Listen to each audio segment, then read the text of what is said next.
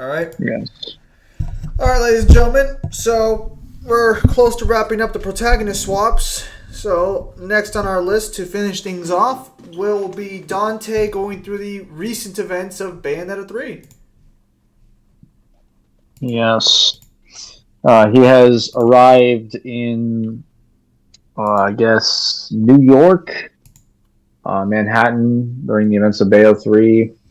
Uh, Basically being, I don't know, swapped with Bayo walking down the streets and runs into Enzo again and is like, oh, I guess you're here. Like, yep. Well, and Enzo knows him even though this is a completely different version of Enzo because this is Bayonetta 3 Bayo he's being swapped with, not Bayonetta 1 Bayo or 2 Bayo who are currently dying to singularity in another universe. Um, Well, isn't that fun?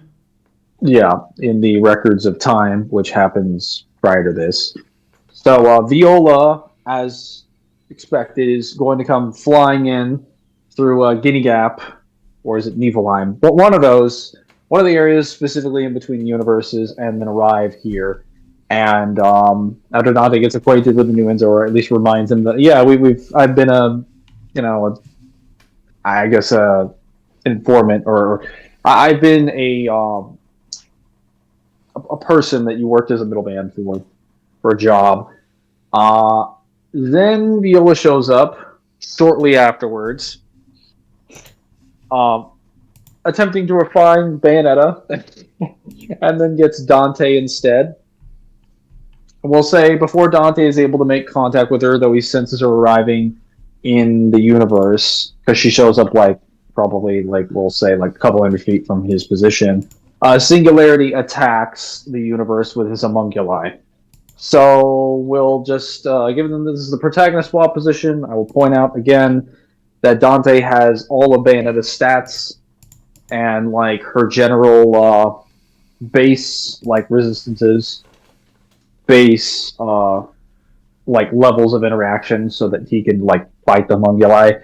Not that he needs any of them because most of them are just basically like artificially created beings using nano machines. Yes, only the Uh, finest enemies for Bayonetta. yes, and Dante will take care of vast majority of these enemies, like pretty easily. I want to be honest. There's not really anything in the homunculi roster that can give him trouble. Um, In general, I he's don't even probably think they have like any special abilities like the angels did. no, they really don't. Well, some of them have a couple abilities, but they're abilities that he would be able to see or interact with that are not too difficult. Like if I were to go through the list of them, I think what is it? Let me go through their specific. Ah, here we go. Yeah, but most of the ones that you just see fighting are literally just like humanoid ones. A lot of them are like turrets, large size enemies that could shoot like lasers and whatnot, and have like flight enemies. They're not anything like crazy, really. Um, there are some parasitic ones, but those wouldn't work on Dante. Dante's resistant to things like parasites and whatnot. Um, the vast majority of these are just like not going to be able to do anything. Him. So when it comes to the first boss, I think the only enemy he's going to have to fight is the Kraken. Well, actually, no, no, I don't think he will because the demons don't have any reason to attack Dante. Well, in theory, they don't have any reason to attack Dante. Well, they only attack Bayonetta because she's a witch. Technically, they only are supposed to attack her for that reason. Though I don't think we're ever actually given an explanation as to who the fuck summoned the Kraken. Yes, because the Kraken gets summoned by like the negative Bayonetta at the end of the game, right?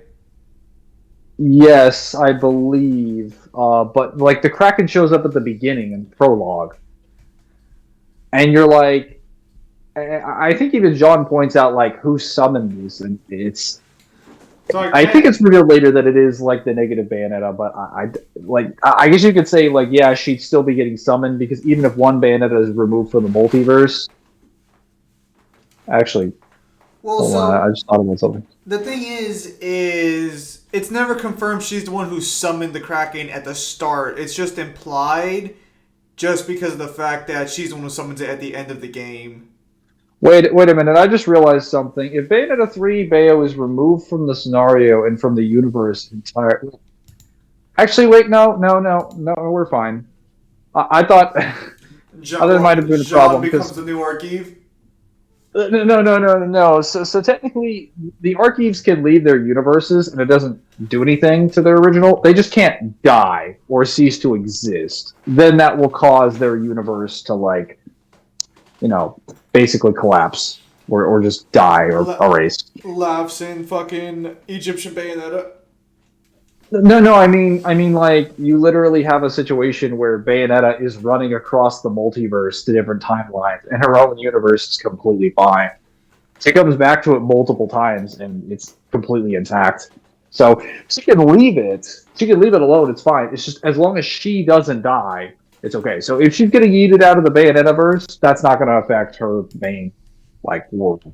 She'll be completely okay, and it will be okay. So as a result, he can do whatever he wants here. Basically, this Kraken, I'm just going to say wholesale, this Kraken is nothing. It's not going to be able to kill Dante. All it has is oil.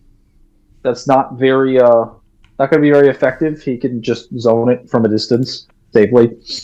Wow. Then after the prologue, we basically have what is it? Mission 1 and Mission 2, which is just basically going through the rest of the city after it's well, I believe you actually travel to the specific mountain in question to get to the different places between the universes, and then you travel into the first Bayonetta universe, which I believe is in Tokyo. And yeah, Dante will just basically make his way all the way through Mission 1 to Mission 3. I'm going to point out now, for anyone who might be curious, we've kind of already mentioned this before, but the Clouds of Erasure are not going to have any effect on Dante. Existence Erasure doesn't really do anything to people in DMC for a couple reasons, but the first one is because you might be wondering, like, well, Bayonetta obviously doesn't have Existence Erasure resistance. You're correct. But many DMC characters do. They can flat out resist existence erasure. Dante has direct statements that he can wipe people out of existence, and he can fight people who can wipe every single aspect of his existence out and still live. He can also regenerate from being wiped completely out of existence. So he could walk around in the clouds of erasure. He could eat them, and they wouldn't do anything to him. I just want to point that out. All right. That is fine. Yeah, so missions at chapters 1 through 3 are basically just going to be all one mission where he's traveling to the Tokyo section to get to the main Singularity sort of Leviathan fish that's floating through the air. Because what happens is that thing basically bombards Bayo while Suit attempts to bombard Dante as he's going through floating through the various areas. Yes, the Iridescent is what it's called. Yes. I'm gonna be honest. I vaguely remember Bayonetta's early story. Yeah, so basically it has statements where it can move between the dimensional pockets and the spaces between the atoms of the matter it touches, allowing it to phase through even the most durable substances like air. So it can phase through like solid matter by jumping between the dimensions. This doesn't matter though because Dante has interdimensional range.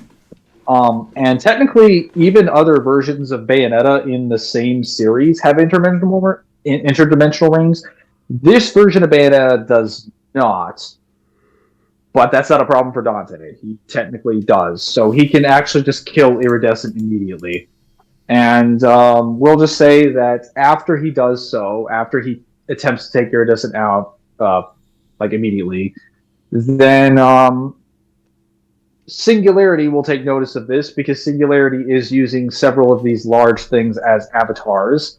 and he will attempt to produce one of the larger, like, massive class homunculi, bring it to his position, and attack him directly.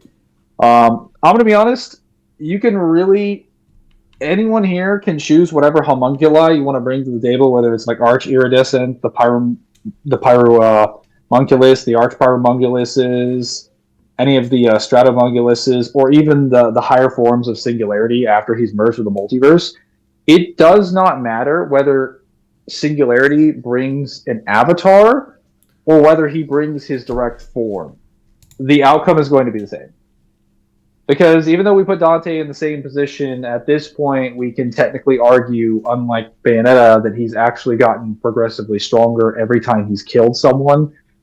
And he technically can always keep getting more powerful regardless. So, as he fights Singularity, he's going to keep getting exponentially more powerful. And every time Singularity hits him, or lands a blow on him and causes pain to him, he's going to give him power equivalent to the damage he inflicted, equivalent to the pain he inflicted, which results in damage just equaling power. So as a result of that, Singularity is going to get AP and speed stomped really quickly, and I don't think any of his abilities are going to work here either. Any of the weapon creation, summoning, and whatnot. None of the homunculi in his arsenal have really anything that they can do. Most of them just have like general silly status conditions, lasers, are used as like glorified turrets and weapons. But like most of his army is literally just an army that functions that way. A couple of them have different abilities, like the ability to heal, or the ability to shoot ice, or hide between the dimensions. But none of these things matter because Dante has senses and capabilities that allow him to interact with all these things. So it would basically just be bringing out a weaker boss roster than anything the demons or angels in Bayonetta have already brought to the table before. So, yeah, I don't think he has a chance, even if he becomes Singularity definition and he becomes one with the multiverse. That's not really going to do anything. Yeah, I mean, so you're saying is that Singularity shows up, Dante fights the Singularity at this starting point, just kills him. Yeah, because so one of two things will happen. Either A, he'll recognize how strong Dante is, and he'll realize I need to bring all the energy of the multiverse and go into like one of his stronger avatars, and then bring chaos there directly from the Alphaverse, the big kaiju version. Or two, he'll just take a direct avatar, and Dante will kill him anyway. Because Dante can kill you when you're in an avatar, even when that's not your actual body. He actually does this consistently all the time when demons jump from the human world to the demon world, when they only send their consciousness to the demon world. He's able to kill them while their souls are in the demon world. So he can kill them even when their existence is separated between the distance of the human world and the demon world. I don't think Singularity being in the Alphaverse is going to save him from Dante. And if he decides to bring all of him, then all of him is in one place, so he'll die even faster. Yes. Yeah. Also, just for context, even if, let's say, Singularity somehow survives this encounter, nothing really going forward is gonna change too much, except Dante might save a couple of the Bayonettas, because he's not just gonna stand around and watch them get fucking attacked from behind. Yeah, he's not gonna let them get attacked. Plus, technically, if Singularity gets attacked and damaged and somehow has to leave, he's not gonna have time to kill the Bayonettas, as the only ones who really have the ability to kill the Bayonettas are the Singularity avatars. Most of Singularity's army literally just doesn't stand a chance against Bayo or any of the Bayos in the multiverse. It always has to be Singularity that kills them. So if he's not on the field directly controlling his troops, he's not going to be able to wipe out most of the Bayos. So not only is Dante going to have a good time killing most of these, he's going to be saving people in various universes that are an actual threat to Singularity if their forces combine. But a lot of them also come back at the end of the game and fight a second version of Singularity after he gets control over the power of the multiverse, and they're still able to damage him. So, like, Yeah. Fuck the more logic. Bayonettas he saves, we'll go ahead. Oh, so yeah, fuck logic there. Yeah, I was gonna say, but like by this logic, we essentially have like he essentially gets like a squad of Bayonettas from across the multiverse, because he can guarantee their safety and they can back him up. So he's not in a position of disadvantage by any means. Um, Also, just to wrap this one up, some people might point out that singularity definition has like very specific statements regarding his ability to become one with the multiverse. That he can essentially, he has the ability to overturn phenomena once thought like indisputable. That he can essentially manipulate probability and fate and the outcomes of events and actions to happen. So therefore, he could dictate what would happen on a multiversal scale. So I want to point out that aside from the fact that Dante is in Bayonetta's position, so he would have all the same resistances to this, even if we took those away. In DMC, we have an item known as the Beast Heads, which has the ability to bind people's fates to them directly. And it can do this in the context of space and time, even throughout the capacity of the DMC multiverse, which, much like the Bayonetta universe, or Bayonetta multiverse, is also infinite, as there are multiple infinite sets of demons, all of which have futures throughout the existence of the multiverse that exist as replications, or exist as not replications, that exist as alterations of the main timeline, as just paths where history diverges differently. And the Beast Heads can not only see and interact with these timelines, they can go beyond all of them. And demons in general are completely unaffected and are actually stated to be directly immune to the power of these Beast Heads. Specifically, the ability to also like bind their fates to them. So this ability would not work on him in general. But we also have other like individuals that have similar powers like that, such as Demon Kings, Pluto, Conundrum, etc. So it doesn't really matter, even if we're using DMC3 Dante. It does not matter. Singularity's power to overwrite phenomenon or probability would be completely ineffective. Probability, fate, causality, whatever you want to refer to it as, it would not be effective against Dante. Yes, especially since, again, even if you wanted to argue against that, if for the purpose of this video, we'd be giving him Bayonetta stuff. Yeah, so he would have like basically two sets of nonsense that tell Singularity, by the way, your powers don't work on me. Yeah. Well, sounds about right. Is there anything else you'd like to add, or is that about it? I'm gonna be honest. The reason this is just mainly so short is because Singularity has a very specific place, and unlike Bayonetta 1 and 2, where the plot is more so about like, well, Bayonetta 2's I think was really short because we just had to get to like Jean. You just had to go to the top of the mountain along with Jean, so yeah. That was the goal was a lot easier to work with. Bayonetta 1, I think, was able to... The reason this one was so short is that unlike Bayonetta 1, where... Bayonetta 1 was more so predicated on stopping Jubileus's revival, but also figuring out information about the Bayonetta verse for the first time.